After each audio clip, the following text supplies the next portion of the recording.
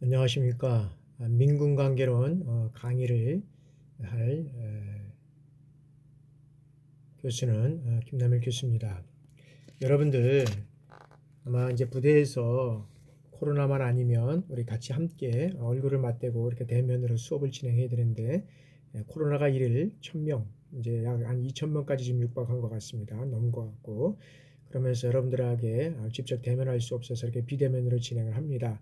너무 아쉬운 점도 많이 있지만 무엇보다도 여러분들 군부대 내에서 여러분들뿐만 아니라 또한 우리 병사들도 한 명도 코로나 바이러스에 감염되지 않고 건강한 모습으로 또한 전역하고 또 전역하는 우리 병사들에게는 또한 좋은 또 각자 위치에서 학업이라든지 또한 취업 준비에 어려움이 없도록 그렇게 잘 지도해 주시길 바라고 또 우리 군에 있는 우리 지휘자님들은 또 군에서 맡겨진 그 사역들 잘 감당하시길 바랍니다.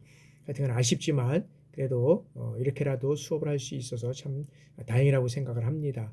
여러분들한테는 건강한 모습으로 여러분들 어떻게 만날 수 있는 그 기회를 가지고 지금은 비대면 수업으로 진행하도록 하겠습니다.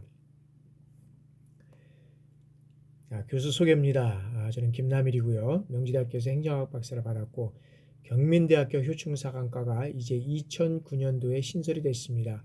그래서 신설되면서 여러 가지 교육과정이라든지 학생들 모집과 관련돼서 준비를 진행을 했고요.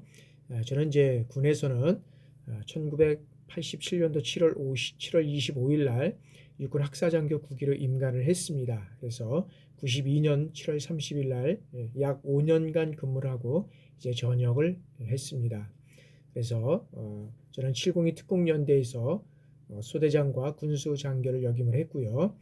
중대장 교육을 보병학교에서 이제 받고 지금은 이제 부대가 이제 아마 해체가 됐는데 부산 해운대에 있는 69사단에서 지금은 이제 또 연대가 69연대면 이제 물금에 있는 연대입니다. 지금은 가보니까 너무 많이 이제 발전을 했던데 거기에서 중대장 1차 중대장을 마감을 하고 예비역 대위로 전역을 했습니다. 그래서 학교에 와서 예비역 소령 진급을 했고 현재는 경민대학교 직장예비군 대대장 겸 효충사관과에서 여러분들을 만나서 강의를 진행하고 있습니다.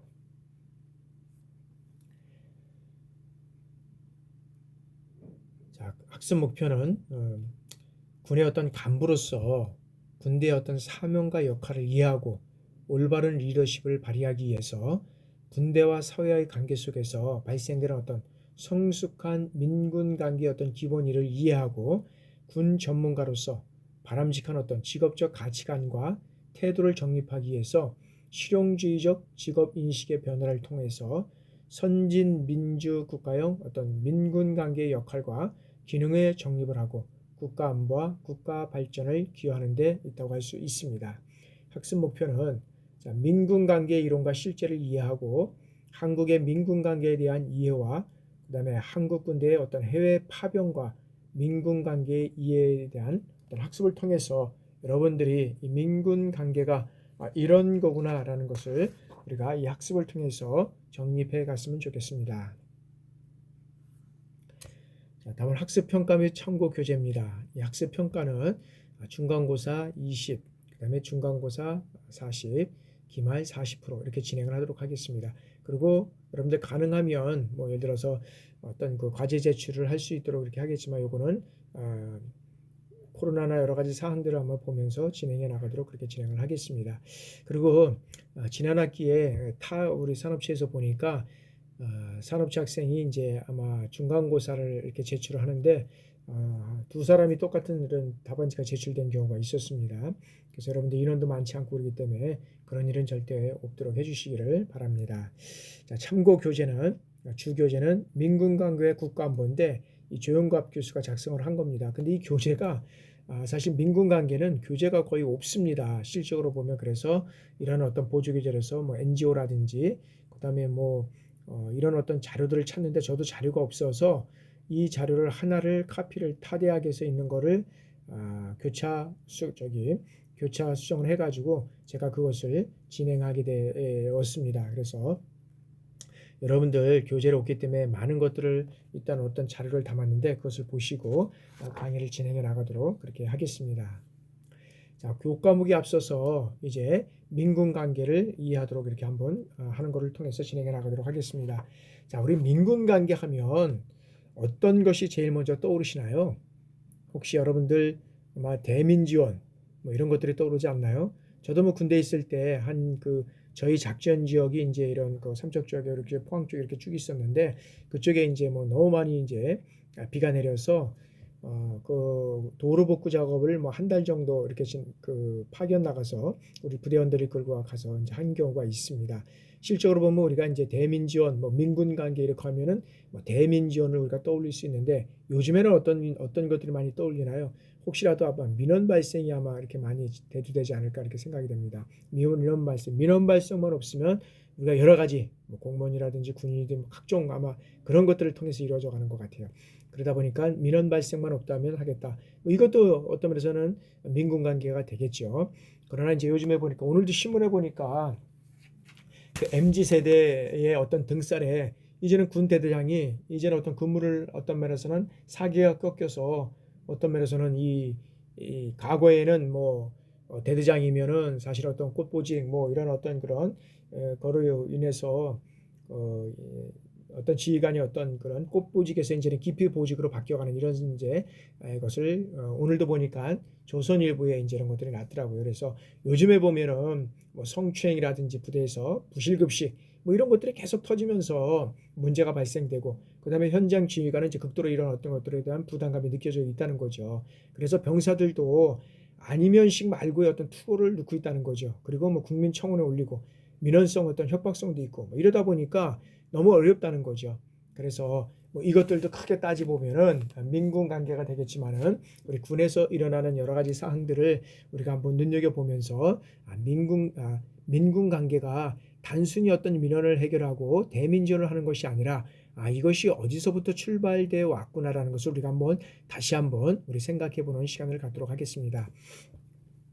자, 대민지원이라든지 과거 문민택시 운동 통해서 아마 60년대, 70년대 우리가 문민 우리가 이제 글을 모르는 사람들이 많이 있었잖아요. 그 이제 어떤 문맹퇴치 운동 이런 것들을 통해서 이루어져라고 할 수 있겠지만은 그러나 실제로 보면 이 군대와 국민 간의 관계, 그다음에 군대와 사회의 관계 이런 것들을 주로 생각해 볼 수 있다는 거죠. 그래서 이 역사적으로 민군 관계의 어떤 시작은 군과 정치, 민군 관계의 어떤 시작은 군과 이 정치와의 관계에서 시작이 될 수 있다라고 할 수 우리가 있다는 거죠. 그래서 자, 국가의 주권과 국민들의 생명과 재산을 지키기 위해서는 군사력이 필요한 것이 마땅한 일인데 그 군사력이 정치 체제를 위협하거나 국민들을 위협하게 될 경우는 이거를 어떻게 막을 수 있을 것인가 라는 것이 대두가 됐다는 거죠. 그래서 군사 어떤 지도자와 정치 지도자 사이에 이런 어떤 장치라든지 제도를 마련하고 있어야 하는가 하는 이런 차원에서 민군 관계의 어떤 연구는 시작됐다라고 할 수 있다는 것이죠. 그래서 이 민군 관계의 어떤 시작은 여기에서 보면 민군과의 시작은 군과 정치와의 관계가 있었고 그러면 이 민군 관계는 어느 계급이 생기면서 시작되었는가라는 거죠. 여기에서는 무인 집단이라든지 혹 전사 계급이 생기면서 이제 시작됐다는 거죠. 그래서 이 문민 관계는 즉 이 민군 관계의 시작은 군과 정치와의 관계가 시작됐지만 자 무인 집단 혹은 이제 전사 계급이 생기면서 이제 시작됐지만은 과거에는 이 시족 사회나 부족 사회에서는 군인이 있었습니까? 없었습니까? 뭐 군인이 별도로 없었죠. 따로 없었기 때문에 누가 이 군인의 역할을 했습니까? 농민이죠. 농민이 농사를 짓다가 전쟁이 나면 어떻게 됩니까? 전쟁이 나면 이제 군인으로 참전을 하게 되는 거죠. 그리고 그 참전했다가 만약에 이제 그 전쟁이 끝나면 다시 생업에 돌아와서 종사를 하고 그래서 군인과 시민이 구분 없이 여기는 없었기 때문에 이때는 민군 간의 갈등이 없었다는 거죠. 실적으로 보면 민군 간의 어떤 갈등이 여기에서는 없었다는 거죠.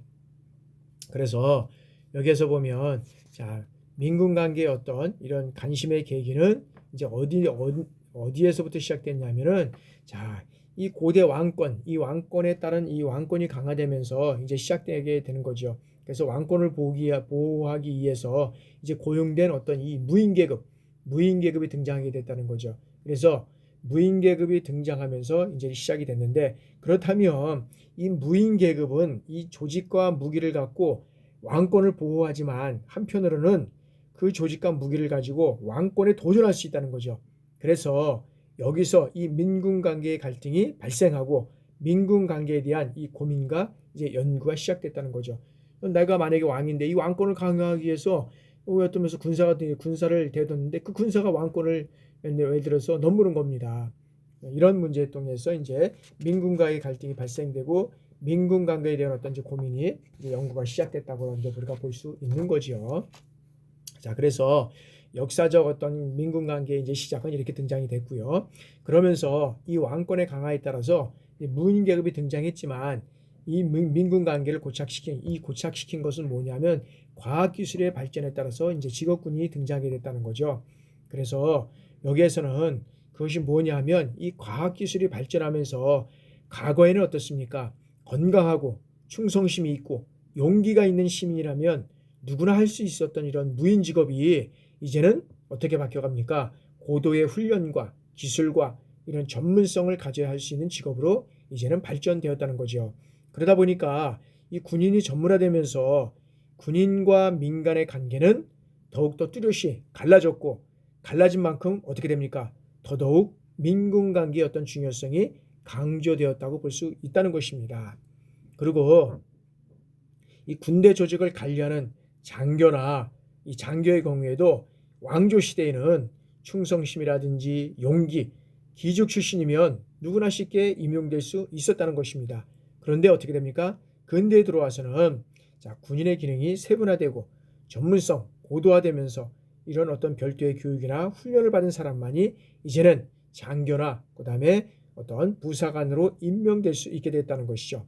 그래서 이렇게 군사 지도자가 정치 지도자로부터 확실하게 이제 분리되면서 민군 관계의 의미가 이제 뚜렷하게 졌다는 거죠. 그래서 이 군인이 전문화되면서 군인과 민간의 관계는 더욱더 뚜렷하게 갈라졌고 갈라진 만큼 어떻게 됩니까? 더욱더 민군 관계의 어떤 중요성이 강조되었다는 거다. 그래서 이 민군 관계 전문가들은 현대적 의미에서 군사 지도자와 정치 지도자의 어떤 역할이 가장 이상적으로 구분되고 실현될 어떤 최초의 사례로 이제는 이제 다음 뒷장에서 보겠지만 보호전쟁에서 우리가 살펴볼 수 있다라고 할 수 있습니다.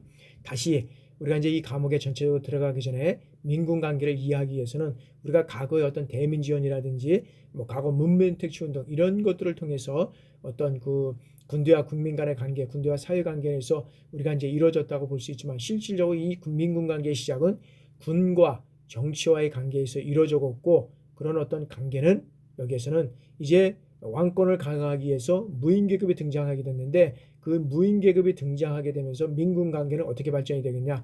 과학기술의 발전에 따라서 이제 직업군인이 등장하고 그 직업군인을 통해서 이제는 어떤 면에서 보면 세분화되고 그다음에 전문화되고 고도화되는 이런 측면에서 민과 군인이 이제는 더욱더 뚜렷하게 갈라졌고 갈라진 만큼 더욱더 민군 관계의 어떤 중요성이 이제는 강조되게 되었다라고 우리가 이제 살펴볼 수 있고 또 이해를 하면서 이제는 교과목에 들어가도록 우리가 하겠습니다.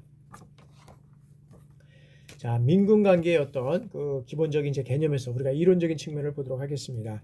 자, 현대 국가는 전쟁을 비롯해서 테러, 그다음에 대량 살상 무기, 마약 및 범죄, 재해, 그다음에 재난 이런 어떤 국가적 차원의 국가 안보와 그다음에 개인적 차원의 인가 안보의 중요성이 이제는 더욱 증대되고 있다고 우리가 볼 수 있다는 것이죠.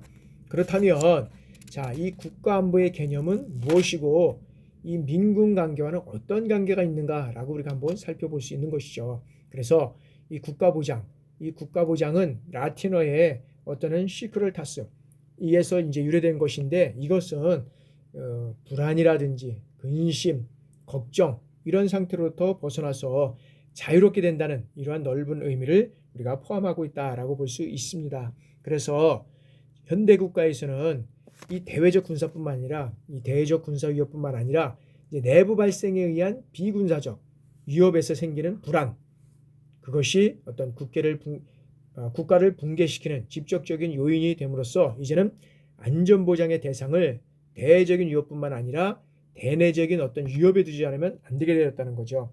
그래서 여기서 보면, 왜냐하면 오늘날 국가보장은 대내적 위협뿐만 아니라 이제 대내적 위협에도 대처하는 어떤 심각한 이런 상황이 벌어지고 있고, 또 앞으로도 그러한 상황은 계속 더 길어지면 계속될 것이라고 우리가 보고 있기 때문이라는 거죠. 그래서 현대의 국가 어떤 민군 관계는 국가의 안보를 개념으로 보는 측면에서 보면 대외적인 위협뿐만 아니라 대내적인 위협, 이런 것들의 어떤 중요성이 대두되고 있고, 앞으로 저는 계속적으로 그런 현상이 일어날 수 있다라고 우리가 본다는 것이죠. 그래서 한국의 이 한국가의 안전보장은 주된 독립국가로서 생존하고 그 발전을 도모하는 데 있어서 이 민과 군은 어떻게 됩니까? 공통의 필요하고도 또한 절실한 요청이고 충족해야 할 어떤 필수 조건인 동시에 궁극적인 목표가 된다는 거죠. 그래서 여기에서 보면 이제 다음 장에 어떤 그런 안전보장의 어떤 구성 요소가 나오는데, 이제 그 내용을 보면 실적으로 보면 이제 우리가 알 수 있는 것입니다. 그래서 여기까지는 어떤 국가적인 안전보장의 어떤 요소가 되는 거고요. 여기에는 이제 인간의 안전보장을 이제 우리가 얘기를 하는 것입니다. 그래서 이 내용을 한번 먼저 살펴보고 진행해 나가도록 하겠습니다.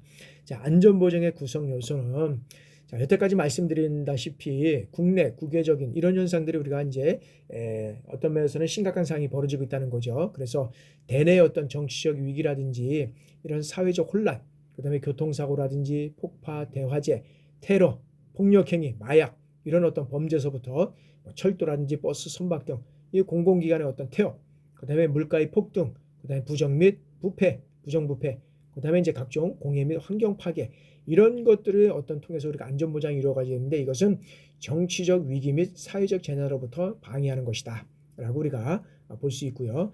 그 다음에 대외의 어떤 그 정치 외교라든지 경제, 사상, 문화, 심리적 이런 것들 어떤 간접 침략은 외교적, 심리적 위협으로부터 우리가 방위를 해야 되고, 그 다음에 대규모 어떤 지진이라든지 풍수, 가뭄, 해일 이런 것들은 천재지변으로부터 방위를 해야 하고, 그 다음에 식량 위기부터 여기에서 보는 출산 위기, 수산 위기까지는 여기에서는 식량 위기로부터 이제는 방위가 돼야 되고, 그 다음에 이제 에너지 자원 위기부터, 그 다음에 이제 과학기술의 부족은 자원이나 과학기술 위기로부터 방위를 해야 되고, 그 다음에 무력에 의한 침략은 대외적 침략으로부터 방위를 해야 되겠습니다. 그래서 실질적으로 보면 우리가 대내 어떤 정치적 위기 및 사회적 혼란으로부터, 그 다음에 이제 풍수, 그 다음에 가뭄, 해일, 여기까지는 실질적으로 보면 정치, 외교적, 사회적, 심리적 안전보장의 어떤 그런 것을 통해서 이루어져 가야 되고요.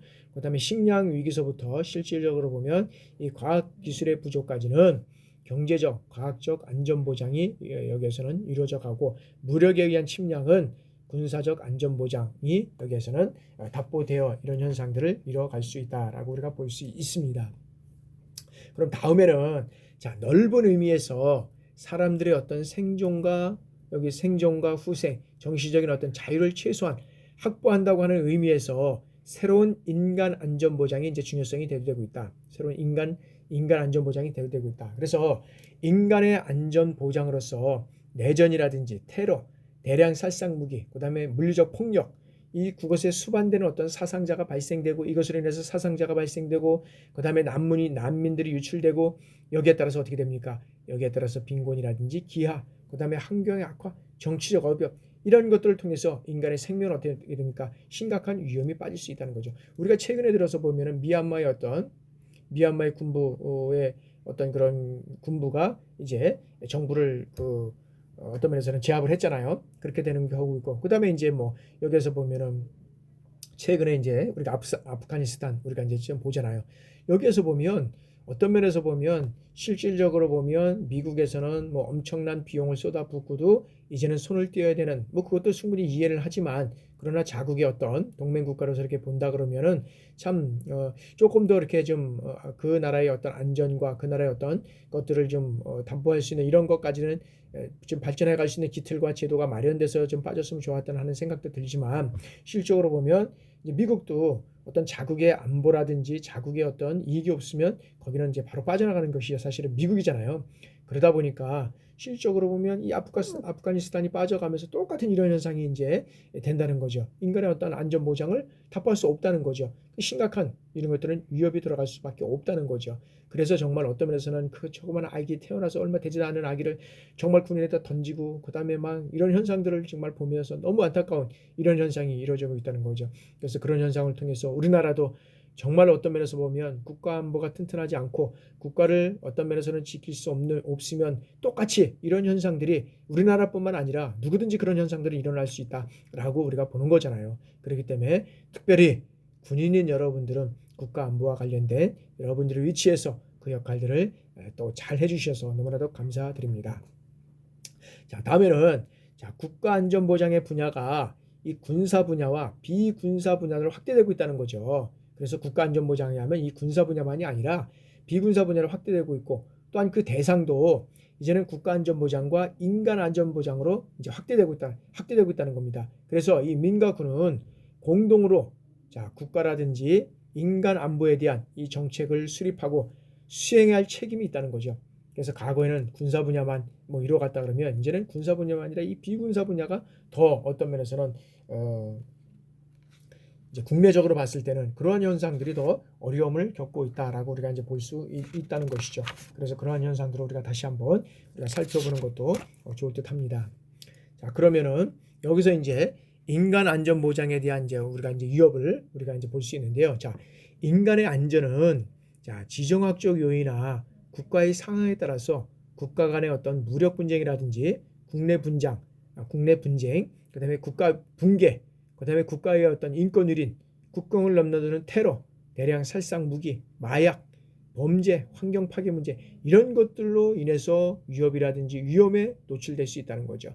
그래서 여기에서 보면 넓은 의미에서 여기에서는 사람들의 어떤 생존이라든지 후생, 그다음에 정신의 자유 확보 이런 것들이 확보가 일어나지 않으면 안 된다. 그래서 안전 보장에 있어서의 어떤 위협적인 요소를 우리가 한번 살펴보도록 하겠습니다. 자, 인간의 어떤 체험에 보면 여기는 인간의 안보입니다.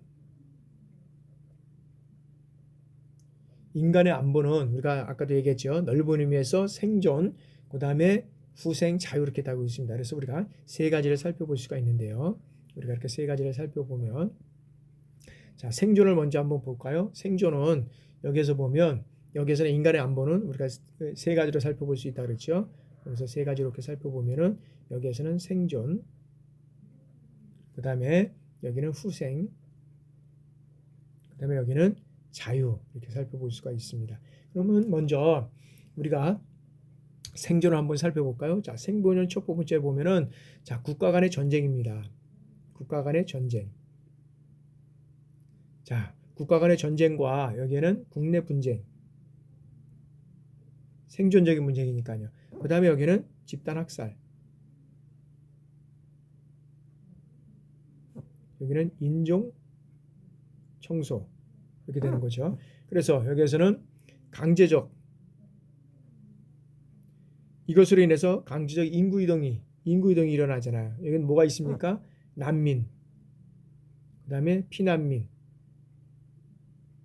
피난민화해야 된다는 거죠.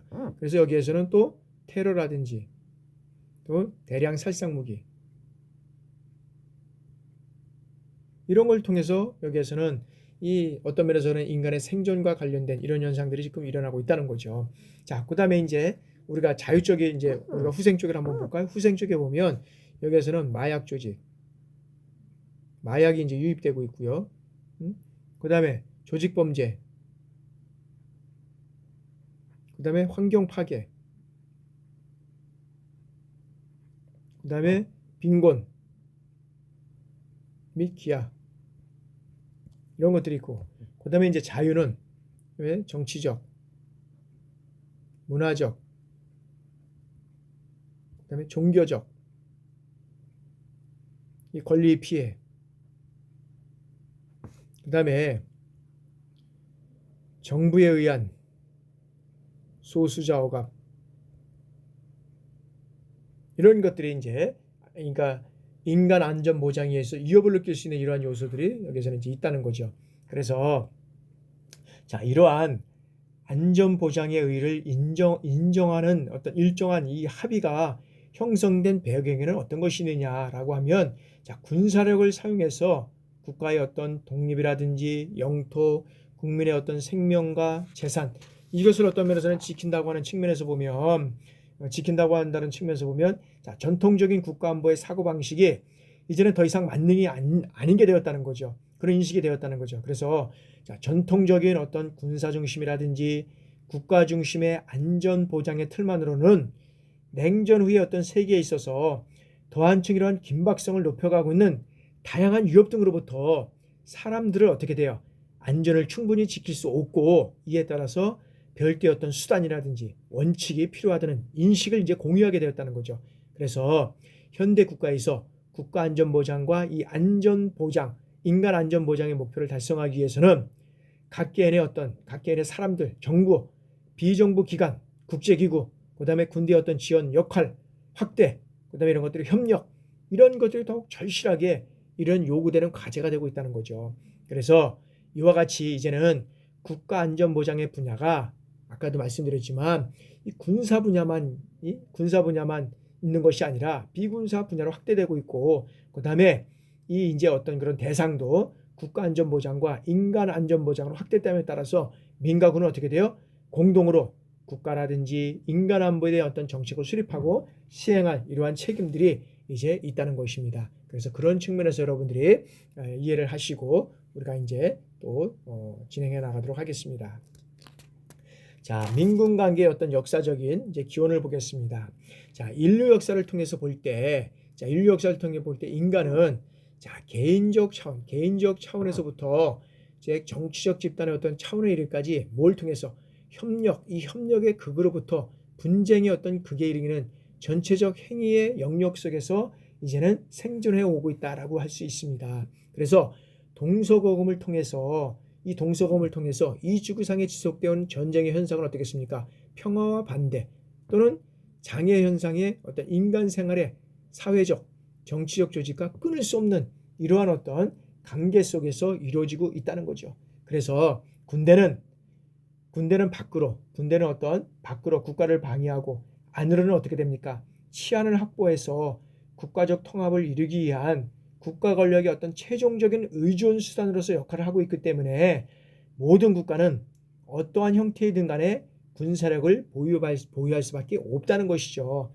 그래서 이 군사력은 대내의 어떤 안전보장을 확보해가는 어떤 기능을 가지고 동시에 그 본질 자체가 어떤 조직된 폭력이라는 거죠. 군대는 폭력이기 때문에 그 같은 어떤 기능을 역이용하게 됨으로써 국민의 어떤 복지라든지 자유, 이 생명 이런 것들을 위태롭게 할 수 있다는 거죠. 그래서 여기에서는 그러한 역사가 여기에서는 반복되고 있다는 것이죠. 역사가. 그래서 실적으로 보면 군은 이런 안전보장을 위해서 이 조직의 폭력이 공식화된 이러한 기능입니다. 그런데 그 기능이 역이용해서 국민의 어떤 복지라든지 자유, 생명 이런 것들을 위태롭게 할 수 있는 이러한 현상들 그 다음에 역사가 이것은 계속적으로 반복되어 나가고 있다는 거죠. 그래서 아까도 말씀드렸지만 군부가 어떤 정부를 탄압을 하는 이 미얀마의 사태에서 보면 미얀마 사태에서 우리가 보면 이러한 상황으로 해서 국민의 어떤 복지라든지 자유, 생명 이런 것들을 위태롭게 하고 그 다음에 그것은 계속적으로 어떤 면에서는 역사가 뒤바꿈되는 이런 현상들로 이뤄가고 있다는 거죠. 그렇기 때문에 여기에서는 어떻게 됩니까? 이 군사력의 필요성을 인정하면서도 그 군사력이 자기 목적화되어서 국민 생활을 근본적으로 위협하지 못하도록 하기 위하여 어떻게 됩니까? 이것을 어떻게 통제할 것인가 하는 이 과제로서 민군 강교론이란 이런 학문이 이제는 발전하게 되었다는 거죠. 그죠? 발전하게 됐다는 겁니다. 실제로 군은 아까도 얘기했지만 필요합니다.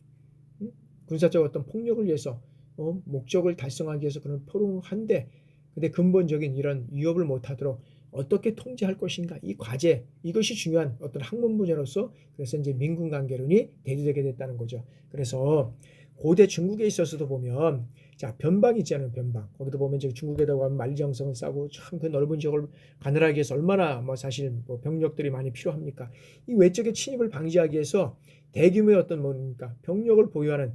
병력을 보유할 수밖에 없다는 거죠. 근데 한편으로는 이 병력을 보유하는 곳에서는 뭐가 일어납니까? 이 무인을 경시하는 이 병력을 보유하는 곳에서나 또 무인을 경시하는 곳에서는 무인에 대한 어떤 면에서 보면 이 난을 겪고 있는 이 악순환이 계속적으로 겪고 있다는 것이죠.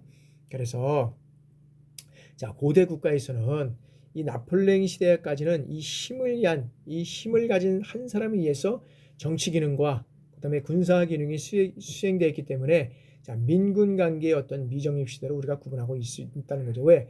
나폴레옹 황제가 자기가 군인이면서 여기는 황제잖아요, 황제. 응? 나폴레옹. 그렇기 때문에 이것을 어떤 정치와 군사 기능을 통합하게 수행했기 때문에 여기는 미정립되는 시대였다. 그러나 19세기 초에 있어서 이제는 군사과학이 전문화되기 이전에는 동일한 인간이 이 정치력과 군사력을 동시에 행사했는데 나폴레옹은 이 군인으로서 이제 황제가 됨으로써 정치와 군사를 통합하여 권력을 행사하는 절정의 시대였다라고 이제 우리가 볼 수 있다는 것이죠. 그렇게 됨으로써 이제 여기에서는 자, 정치 기능과 군사 기능이 구분돼서 정립된 어떤 이제 현대적인 민군 관계의 어떤 역사적 기원은 어디에서 찾아볼 수 있을 것인가라는 거죠. 그래서 이제 19세기 들어오면서 나폴레옹 시대가 들어오면서 나폴레옹은 군인이면서 황제가 되면서 그런 것들이 이제 여기에서는 어떤 면에서 보면은 그 통합해서 이제 정치와 군사를 통합해서 권력을 행사할 때 절정의 시대였다 그러면 이제 이런 정치 기능과 이제 군사 기능이 구분되는 이 정립된 시기, 그래서 현대적 민군 관계의 어떤 역사적 기원을 찾아볼 수 있는데 그것은 현대적 민군 관계는 이제 어떤 그 징표라고 할 수 있는 것은 파이너 교수를 통해서 이제 우리가 알아볼 수 있는데 그것은 파이너 교수는 이제 여기는 뭐라고 얘기하고 있느냐 하면은 자, 첫째는 군 직업주의가 등장했고 그다음에 민족주의, 그다음에 인민주권주의, 그다음에 모반군이 등장하게 됐고 그다음에 식민 통치로서 신생 국가가 등장하게 됐다. 그래서 여기서는 아마 이제 모반군이 뭔가라고 하는데 이 배반군입니다. 실제로 보면 국가나 군지의 어떤 전복을 꾀하는 이런 배반군 이런 것들을 통해서 이제 5가지 어떤 역사적 요인을 들고 있는데 자, 이 5가지 역사적 요인의 등장으로 인해서 자, 비로소 현대적 민군 관계라는 이제 이 양상이 나타난다고 할 때 자, 그 구체적 시기는 언제로 볼 것인가라는 것이죠. 그래서 아까도 이제 초창기에 전반적으로 민군 관계를 이해하면서 이제는 보호 전쟁을 얘기를 했을 겁니다. 그래서 프로시아의 어떤 독일 통일 과정에서 있었던 비스마르크 수상과 몰트게 장군의 이때 이제 관계에서 여기에서는 그 내용을 이제 찾아볼 수 있다는 것이죠. 그래서 그 내용을 우리가 한번 보면 여기에서 보면 자, 현대적 민군 관계에서 군사 지도자와 정치 지도자의 어떤 역할을 우리가 이제 최초 사례로 우리가 살펴볼 수 있는데 이것은 보호 전쟁을 통해서 이제 이루어가는 거거든요. 그래서 보호 전쟁을 통해서 자, 비스마르크 수상과 그다음에 몰트게 장군의 어떤 역할을 분담을 해서 이루어져 갔다는 거죠.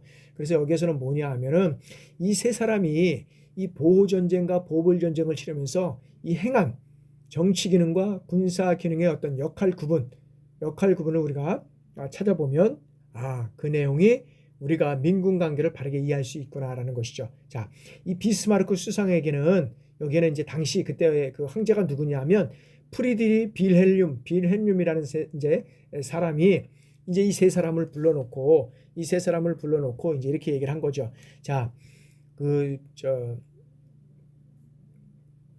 이제 비스마르크에게는 뭘 했느냐면 이 수상에게는 여기는 정치 외교를 담당하게 된 겁니다. 정치 외교. 이 정치 외교를 담당하게 하고 그다음에 이 론에게는 이제 뭐냐면 육군상 론에게는 칼을 갈 책임을 부여했다는 거죠. 그러니까 어떤 면에서 보면 이 어떤 그 군과 관련된 어떤 면에서 보면은 그 칼을 잘 쓰고 이런 게 보니까 이런 어떤 그 보급품 이런 관련된 이런 것들을 이제 했던 것 같고요. 그 몰트게 장군에게는 이 참모총장입니다. 이제 군사작전을 지도하게 됐다는 거죠. 그래서 세 사람에게 이 어떤 역할 분담을 확실하게 했다는 거죠.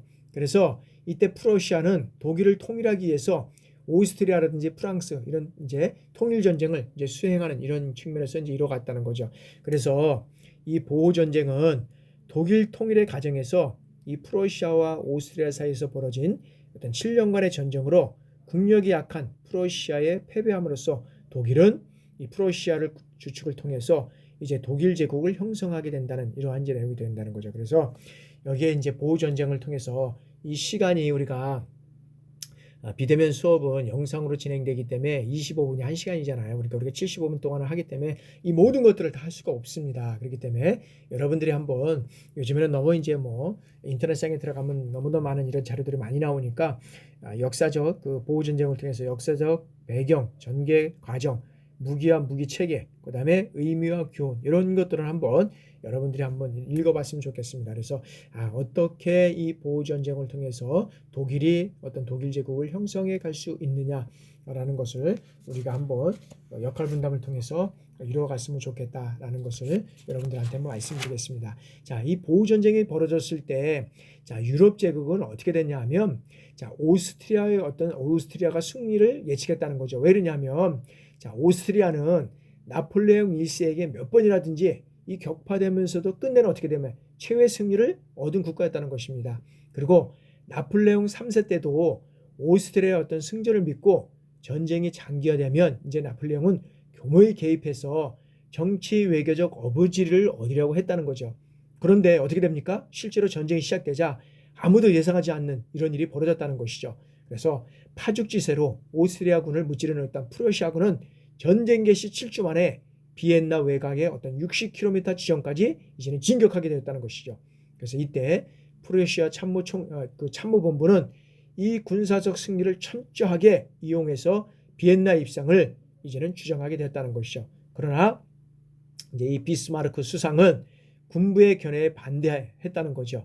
이때 군부는 비엔나를 눈앞에 두고 창을 거둔다는 것을 납득할 수 없다고 강력히 이제 비난하는 이러한 현상이 있었다는 것입니다.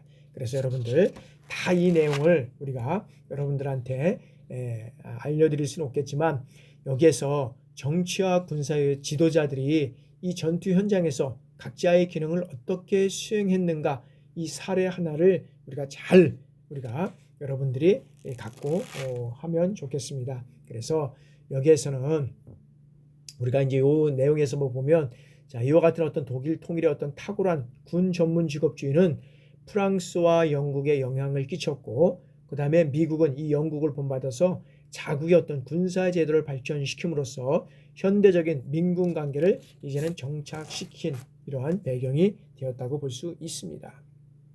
그래서 한번 다시 말씀드리지만 이 보호전쟁 한번 여러분들이 인터넷상에서 한번 확인해 보시고 이런 내용들을 한번 살펴보시길 바랍니다. 자, 다음에는 이제 민군 관계 우선적 관심입니다. 자, 지금까지 어떤 민군 관계가 역사적 사실에서 이제 알아봤다고 하면 이 양제의 관계는 어떤 관계였었냐면 항상 대립과 갈등 속에서도 그 다음에 어느 시대에는 어떻게 됩니까? 어느 시대는 어떤 면에서 보면 균형을 이루었다는 거죠. 그래서 균형을 이루었다. 그래서 현대적 의미 어떤 그런 여기에서 보면 정치적인 관점에서 이 군대 지도자와 민간 정치인 사회에서 이루어지는 어떤 재발 역할 관계를 우리가 민군 관계의 어떤 우선적인 관계로 미뤄왔고요. 초기 민군 관계의 어떤 많은 연구가 주로 어떻게 이루어졌습니까? 군대의 어떤 정치 개혁과 문민 통제에 이루어졌다는 거죠. 그러니까 초기에 민군 관계의 어떤 연구는 군대의 어떤 정치 개입, 그 다음에 문민 통제, 여기에 이제 군인 문민 통제라는 거죠. 여기에 초점을 이루어졌다는 거죠.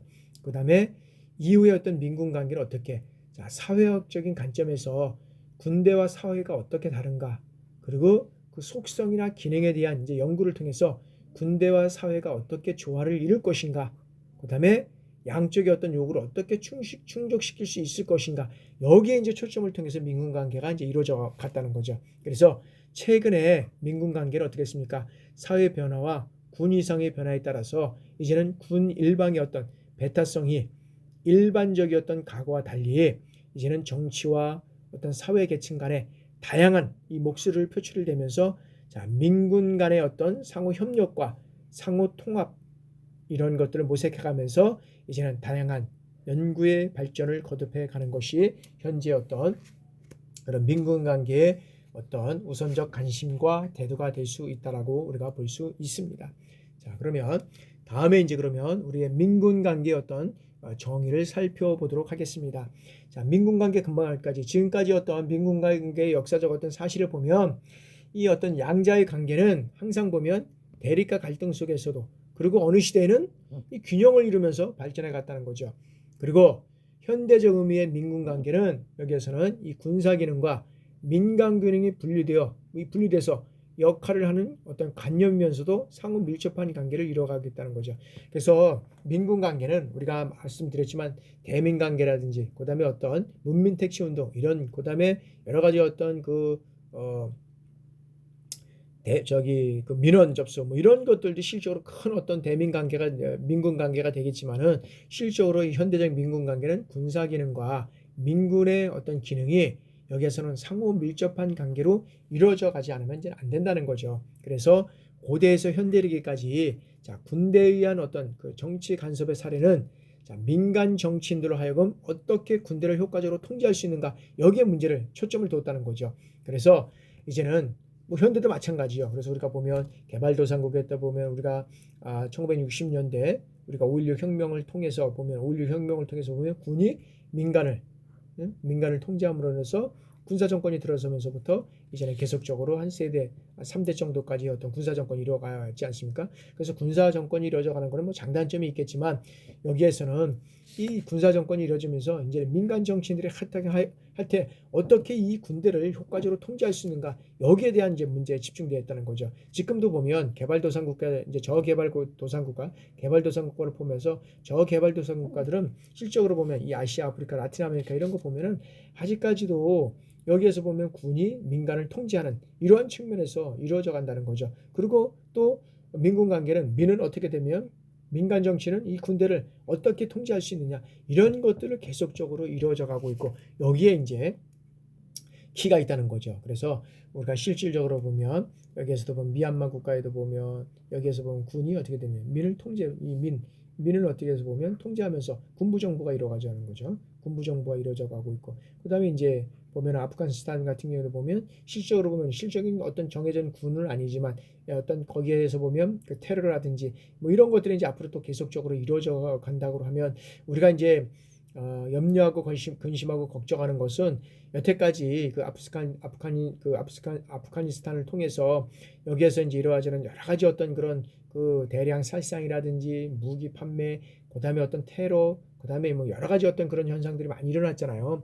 그런 것들 통해서 우리가 이제 염려하고 이제 걱정하는 거죠. 실제로 보면 그리고 그런 현상들이 이제 민과 군이 이제 잘 어떤 통제가 돼서 이루어져 간다 그러면 뭐 제일 좋겠지만 그러지 않으니까 그런 현상들이 지금 일어나고 있는 것을 참 너무 안타깝게 생각을 합니다.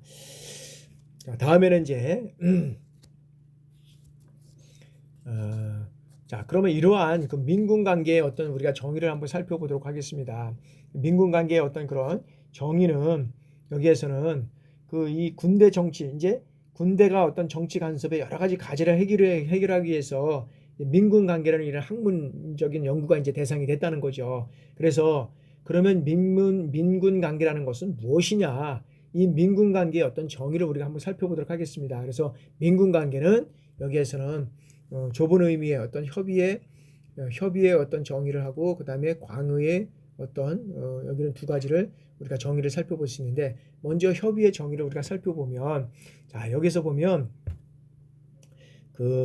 이 스미스는 자 문민 우위를 확보하기 위해서 이 필요한 조치를 강구하는 제 수단이 뭐냐면 민군 관계에 어떤 초점을 뒀다는 거죠. 민군 관계에 이 초점이라고 했다는 거죠. 스미스는 그리고 이 스테인은 한국과의 어떤 정책 결정 과정에서 군사 지휘자와 민간 정치 지도자 사이에 이루어지는 어떤 제반 관계를 여기서 스테인은 이루어졌다라고 얘기를 할 수 있습니다. 그래서 자 이러한 견해는 군대에 어떤 부여된 공식적인 기능과 실제로 수행되는 역할이 대외적인 어떤 군사적 안전이라고 하는 제한된 기능에로 국한되는 것으로서 여기는 제도적으로나 실제적으로 보장되는 어떤 사회에서만 통용될 수 있는 이러한 현상이라고 할 수 있다는 거죠. 왜냐하면 군대의 역할이 그렇게 제한된 기능에만 국한되어 있지 않다는 거죠. 좁은 의미에서든 어떤 면에서 보면 또 나쁜 의미에서든 군대가 소속하고 있는 어떤 모체 사회에 대해서는 방대한 영향력을 행사하지 않으면 이러한 정치 무대에서 막강한 권력을 행사하는 현상을 이해할 수 없다는 거죠. 부족한 부족하다는 거죠. 부족하기 때문에 그런 걸 통해서 이 군인도 또 한번 살펴보면은 이 어떤 면에서는 방대한 모체 사회를 우리가 이뤄가기 위해서는 정치 무대에서 막강한 권력을 행사하는 이런 현상을 이해하기는 부족하다는 측면에서 협의적인 측면을 봤고요. 그러면 자, 이 자노위치라는 사람의 어떤 민군 관계의 유형을 우리가 살펴보면 자, 첫 번째는 계획된 군국주의다. 이 계획된 군국주의라고 하는 것은 뭐냐면 자, 한 사회 내에서 이 군부가 상당한 위치를 차지하는 곳에서 흔히 일어나는 유형이라고 우리가 할 수 있는데 이것은 군부가 의도적으로 민간 정치 과정에 이제 관여하고 확정적인 대외 정책을 추구하는 것을 말합니다. 그러니까 뭐냐면 군부가 의도적으로 민간 정치 과정에 참여해서 여기에서는 대외 정책을 추구하는 것, 대외 정책을 추구하는 것을 우리가 말하고 있고요. 두 번째는 이제는 반동적 군국주의다. 반동적 군국주의란 뭐냐면 여기에서는 자, 민간 제도가 취약하거나 또는 대내외적으로 실패에 대한 어떤 반응으로서 이제는 군부가 정치에 관여를 하게 되는 것이죠. 그래서 여기에서는 개발도상국이 대부분이 이제 여기에 속한다. 다시 말하면 이제 어떤 면에서 보면 군부가 정치에 가입하게 되는 것은 민간 제도가 취약하거나 거기에 대한 실패에 따라서 이제 여기에서는 이 군부가 정치에 관여한다는 거죠. 그런 나라들은 이제 개발도상국의 나라들이 많이 있다는 거죠. 다음에는 이제 자, 예기치 않는 군국주의다. 이 예기치 않는 군국주의는 뭐냐면 자, 선진국에 있어서 흔히 이제 논란이 되는 이런 어떤 그 병영 국가 모델에 이제 관련된 이제 모델이 있는데 이것은 뭐냐면 자, 군부 세력이 그리 강하지 않기 때문에 자, 군부 통제의 어떤 전통이 결여되어 있는 이 사회에서 전쟁에 관련되는 과학기술의 어떤 발전이라든지 그다음에 인접 국가 간의 갈등으로 인해서 국민 생활의 어떤 전국면적인